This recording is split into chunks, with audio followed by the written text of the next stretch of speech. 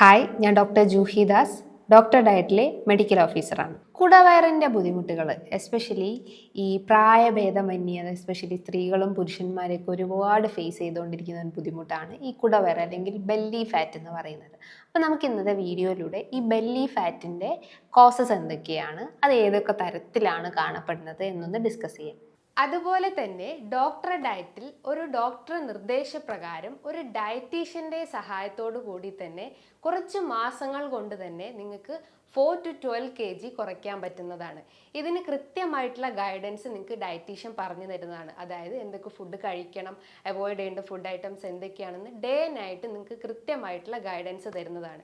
ഈ ഒരു ഡോക്ടർ ഡയറ്റിൽ ജോയിൻ ചെയ്യാൻ വേണ്ടിയിട്ട് താഴെ കാണുന്ന നമ്പറിൽ ബന്ധപ്പെടുക. ബെല്ലി ഫാറ്റ് എന്ന് പറയുമ്പോൾ എന്താണ്? നമ്മുടെ വയറിന് ചുറ്റുമായിട്ടും അമിതമായിട്ട് കൊഴുപ്പടിഞ്ഞു കൂടുന്ന ഒരവസ്ഥ. ഈ ബെല്ലി ഫാറ്റ് തന്നെ പല രീതിയിൽ ഓരോ വ്യക്തികളിലും കാണപ്പെടുന്നുണ്ട്. അതിനെ പല പേരിട്ടിട്ട് നമ്മൾ വിളിക്കാറുമുണ്ട്. മോംസ് ബെല്ലി ഫാറ്റ് എന്ന് പറയുമ്പോൾ എന്താണ്? ഒരു പ്രഗ്നൻസി കഴിഞ്ഞതിന് ശേഷം നമുക്ക് അടിവയറിന് ചുറ്റുമായിട്ടും കൊഴുപ്പ് അടിഞ്ഞു കൂടുന്നുണ്ടെങ്കിൽ അതിന് നമ്മൾ മോംസ് ബെല്ലി ഫാറ്റ് എന്ന് പറയുന്നുണ്ട്. രണ്ടാമത്തേത് pot bellied fat. Pot belly എന്ന് പറയുമ്പോൾ കുടം കമിഴ്ത്തി വെച്ച പോലെ നമ്മുടെ വയറിൻ്റെ ഭാഗം ഇരിക്കുകയാണെങ്കിൽ അതിനെ നമ്മൾ പോട്ട് ബെല്ലീഡ് ഫാറ്റ്.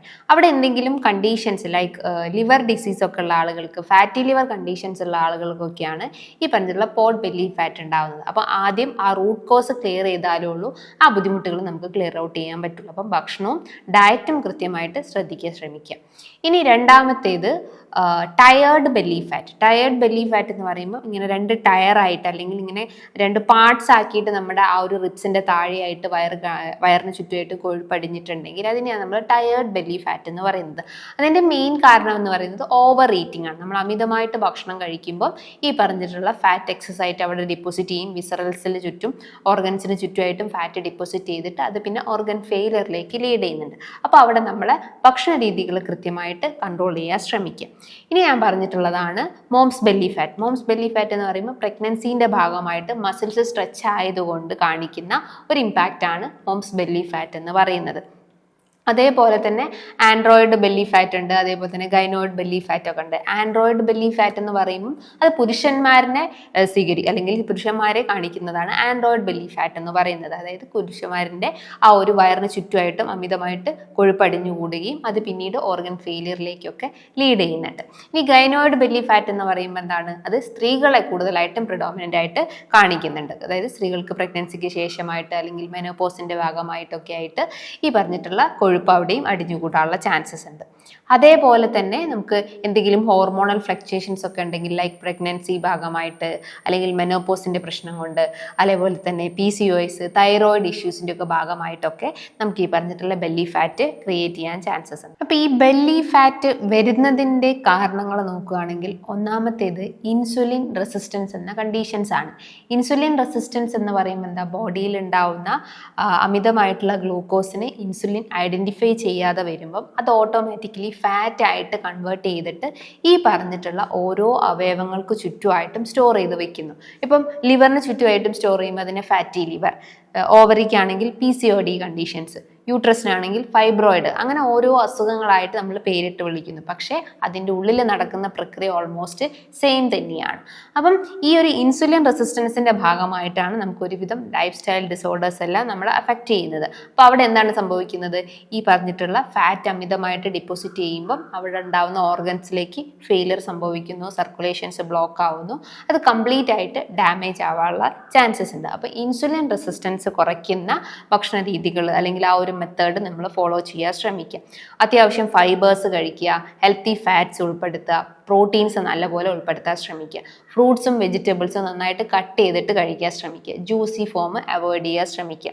നമ്മളെ ബെല്ലി ഫാറ്റ് കുറയ്ക്കുന്ന സ്ട്രെച്ചിങ് എക്സസൈസ്, വർക്കൗട്ടുകളൊക്കെ ഡെയിലി ബേസിസിൽ ചെയ്യാൻ ശ്രമിക്കുക. മാനസികമായിട്ട് ടെൻഷൻസ് ഉള്ള ആളുകൾക്ക് അല്ലെങ്കിൽ ആങ്സൈറ്റി ഉള്ള ആളുകൾക്കൊക്കെ നമുക്ക് സ്ട്രെസ് ഈറ്റിംഗ് ഡിസോർഡേഴ്സ് എഫക്റ്റ് ചെയ്യാൻ ചാൻസസ് ഉണ്ട്. അതായത് നമ്മൾ ടെൻഷൻ അടിക്കുന്ന സമയത്ത് അമിതമായിട്ട് ഫുഡ് കഴിച്ചു കഴിഞ്ഞാൽ അത് പിന്നീട് വെയിറ്റ് ഗെയിനിലേക്ക് ലീഡ് ചെയ്യുന്നുണ്ട്. അപ്പം അങ്ങനത്തെ സിറ്റുവേഷൻസ് വരുമ്പോൾ നമ്മളെ വിശപ്പിനെ കൺട്രോൾ ചെയ്യുന്ന രീതിയിലുള്ള ഭക്ഷണങ്ങൾ ഫോളോ ചെയ്യുക. ആ ടൈമിൽ നമ്മൾ കൂടുതൽ ഫ്രൂട്ട്സ് കഴിക്കുക, അല്ലെങ്കിൽ സ്മൂത്തിയൊക്കെ കൂടുതലായിട്ടും ആ ഒരു ടൈമിങ്ങിൽ പ്രിഫർ ചെയ്യുകയാണെങ്കിൽ ഈ വെയിറ്റ് ഗെയിൻ എന്നുള്ള കണ്ടീഷൻസ് ബാലൻസ് ചെയ്ത് കൊണ്ടുവരാവുന്നതാണ്. അത്യാവശ്യം നല്ല രീതിയിൽ ബോഡിയിൽ ഹൈഡ്രേഷൻസ് മെയിൻറ്റെയിൻ ചെയ്യുക. ഒരു 3 ലിറ്റർ ടു 4 ലിറ്റർ വരെയെങ്കിലും ബോഡിയിൽ വാട്ടർ ഇൻടേക്ക് ബാലൻസ് ചെയ്ത് കൊണ്ടുവരാൻ ശ്രമിക്കുക.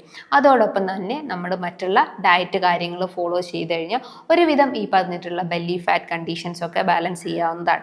എന്നാൽ നിങ്ങൾ എന്തെങ്കിലും അസുഖത്തിൻ്റെ ഭാഗമായിട്ടുള്ള ബെല്ലി ഫാറ്റ് ആണെങ്കിൽ അതിന് കൃത്യമായിട്ടുള്ള ട്രീറ്റ്മെൻറ്റ്സ് ഫോളോ ചെയ്യുക. ലൈക്ക് തൈറോയിഡ് ഇഷ്യൂസോ ഫാറ്റി ലിവർ കണ്ടീഷൻസിൻ്റെ ഒക്കെ ഭാഗമായിട്ട് അടിവയറ് അതേപോലെ തന്നെ ഈ പറഞ്ഞിട്ടുള്ള കുടവയറിൻ്റെ പ്രശ്നങ്ങളൊക്കെ ഉണ്ടെങ്കിൽ അതിന് ആദ്യം ട്രീറ്റ്മെൻറ്റ്സ് എടുത്ത് അത് ക്ലിയർ ഔട്ട് ചെയ്യാൻ ശ്രമിക്കുക.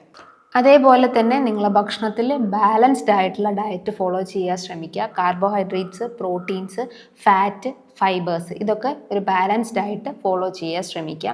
മറ്റുള്ള മൈക്രോ ന്യൂട്രിയൻസ് ആയിട്ടുള്ള കാൽഷ്യം, മെഗ്നീഷ്യം, അതേപോലെ തന്നെ വൈറ്റമിൻസ് ആയിട്ടുള്ള fat soluble, water soluble vitamins ഒക്കെ അത്യാവശ്യം നല്ല രീതിയിൽ കൺസ്യൂം ചെയ്ത് കഴിഞ്ഞാൽ ഹോർമോണൽ ഫ്ലക്ച്വേഷൻസ് ബാലൻസ് ചെയ്യാവുന്നതാണ്. അതിന് നിങ്ങൾക്ക് ഡെയിലി ബേസിസിൽ നട്ട്സും സീഡ്സും ഉൾപ്പെടുത്താവുന്നതാണ്. കളേർഡ് അല്ലെങ്കിൽ പിഗ്മെൻറ്റഡ് ആയിട്ടുള്ള ഫുഡ് ഐറ്റംസ് ഒക്കെ കഴിക്കുകയാണെങ്കിൽ ഈ ഡെഫിഷ്യൻസീസ് ഒക്കെ നമുക്ക് കറക്റ്റ് ചെയ്യാൻ പറ്റുന്നതാണ്.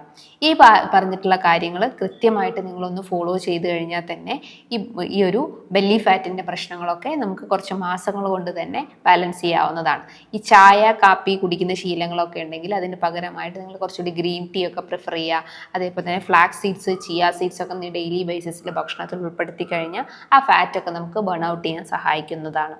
ഇനി ഇതുമായി ബന്ധപ്പെട്ട് നിങ്ങൾക്ക് എന്തെങ്കിലും സംശയങ്ങളൊക്കെ ഉണ്ടെങ്കിൽ താഴെ കാണുന്ന നമ്പറിൽ കോൺടാക്റ്റ് ചെയ്യാവുന്നതാണ്. നല്ലൊരു ഹെൽത്ത് ടോപ്പിക്കുമായി വീണ്ടും കാണാം. താങ്ക്